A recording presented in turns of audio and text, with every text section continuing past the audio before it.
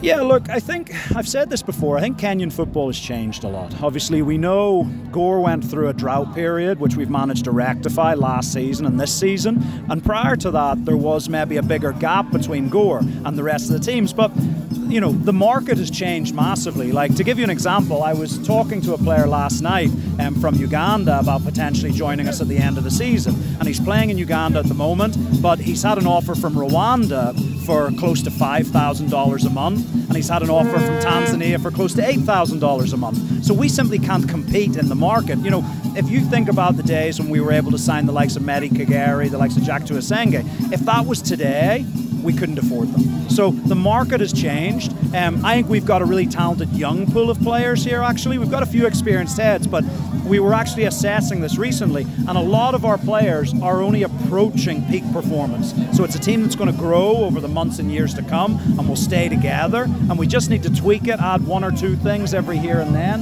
And look, there'll be games where there's big margins, but equally there's games like today where, you know, look, you come in, Poster Rangers are in second position. They were 5 points behind us coming into today. Anyone who thought this was going to be a walkover, I don't think's been following the KPL this year. So we're really pleased with it. I think the guys have shown it's our 11th clean sheet of the year. Last year, I think we kept, 18 clean sheets all season, 19 maybe. And so to have 11 at this stage shows that the defense is really well set up.